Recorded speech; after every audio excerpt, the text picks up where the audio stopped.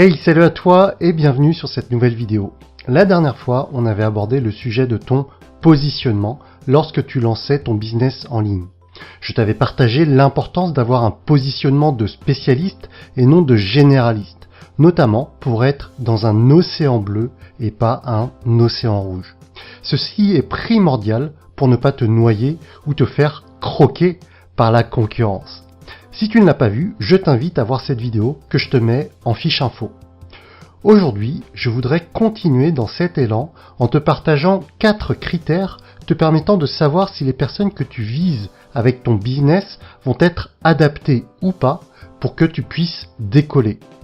Petite parenthèse définition, en marketing, on parlera d'avatar ou encore de persona. Ce sont les termes employés pour désigner les prospects idéaux que tu vises. Et si ton offre plaît, ces personnes deviendront tes clients. Pour en revenir au sujet de la vidéo, aussi évident qu'elle puisse paraître, je t'invite réellement à te poser les questions que je te propose dans cette vidéo. La pérennité de ton entreprise en ligne en dépend. À la fin, je te proposerai une façon pour toi d'aller plus loin et de creuser un peu plus le sujet. En attendant, on est parti pour les 4 critères à prendre en compte lorsque tu lances une nouvelle offre. La première question que tu dois te poser avant de lancer une nouvelle offre, c'est savoir si les personnes que tu vises, tes futurs clients, ont un vrai problème ou pas. Ça a l'air tout bête comme ça, mais je constate que beaucoup de personnes font l'erreur de se lancer avec un positionnement où elles s'apparentent comme une commodité et non pas comme une solution à un problème.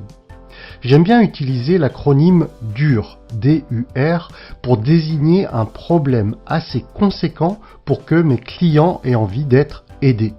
DUR, c'est l'acronyme pour D, douloureux, U, urgent, et R, réalisation seule, difficile. Dans le sens, la personne va avoir du mal à résoudre son problème toute seule. Plus un problème sera dur, plus ton client aura besoin de toi si tu proposes une solution adaptée.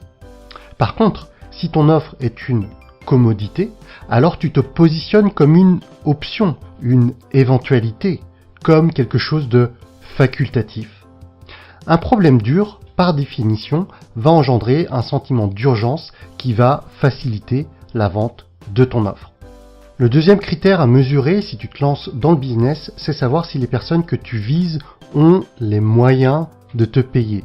Par exemple, si tu as une offre de plusieurs milliers d'euros et qu'elle s'adresse exclusivement à des étudiants ou à des mineurs, il va forcément y avoir beaucoup plus de friction au moment du paiement que si ton offre coûtait 2000 ou 3000 euros et que tu t'adressais à des personnes fortunées ou à des entrepreneurs qui ont l'habitude d'investir plusieurs milliers ou dizaines de milliers d'euros. Tu comprends bien que dans un cas, ça va être un peu, voire très compliqué, et dans l'autre, ça va être beaucoup plus facile pour une même somme d'argent. Donc fais bien attention à ce point, de viser les personnes qui ont les moyens de te payer. Troisième point que je veux te partager ici pour déterminer si ton marché va être porteur ou pas, c'est la masse critique. Est-ce que le marché que tu adresses est un marché qui est connu, qui intéresse beaucoup de monde? Est-ce que les gens recherchent les mots-clés liés à ton business sur Google? Est-ce qu'il y a beaucoup d'articles de blog sur ce sujet? Est-ce qu'il y a beaucoup de livres vendus à ce sujet sur Amazon? Si je te prends une image, c'est un peu comme si tu allais ouvrir un restaurant. S'il est positionné dans une rue très passante, il va forcément y avoir plus de chances qu'il se remplisse par rapport à un même restaurant en pleine cambrousse. Enfin, dernier point qui n'est pas vraiment fait pour savoir si le marché est porteur ou pas, est une question qui reste extrêmement importante malgré tout. L'idée est de savoir si tu vas prendre du plaisir ou non à travailler avec les personnes que tu adresses.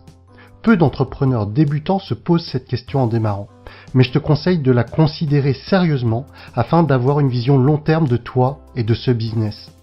Moi, par exemple, je suis incapable de travailler avec des personnes extrêmement négatives, des personnes qui se plaignent tout le temps, des personnes qui broient du noir tout le temps. Ça me pompe littéralement toute mon énergie rien que d'y penser.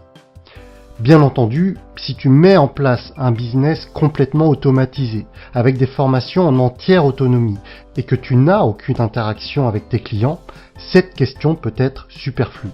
Par contre, si tu comptes avoir une offre d'accompagnement, de coaching, ou si tu comptes créer des immersions en présentiel ou des séminaires, alors là, la question prend tout son sens.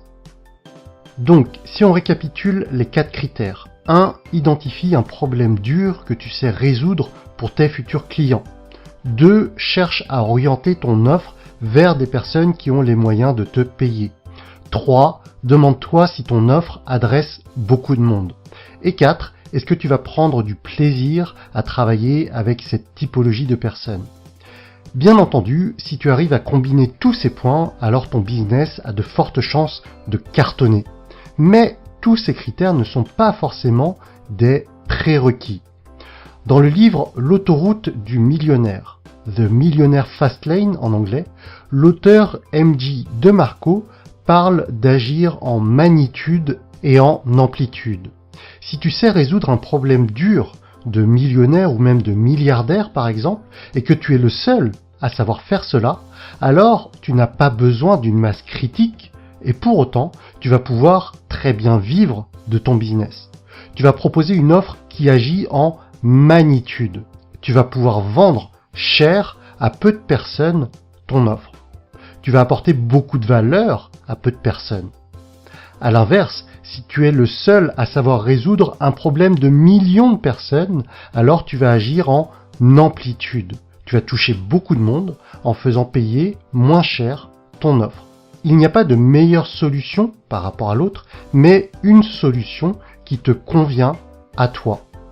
Et c'est sur ce type de sujet que l'on travaille avec mes clients au début de mon programme Transfopreneur. Si tu veux creuser le sujet, je t'ai préparé un petit cadeau que tu vas pouvoir récupérer à la fin de cette vidéo. Si elle t'a aidé, je t'invite à la liker. Et si tu penses qu'elle peut aider quelqu'un de ton entourage, alors je t'invite à la lui partager. En tout cas, je prends énormément de plaisir à réaliser ce type de vidéo un peu plus orienté business, qui rentre vraiment en adéquation avec les personnes que je souhaite accompagner. Je t'invite à me laisser en commentaire ce que toi tu en penses. En attendant, je te dis à très vite pour de nouvelles vidéos. Ciao!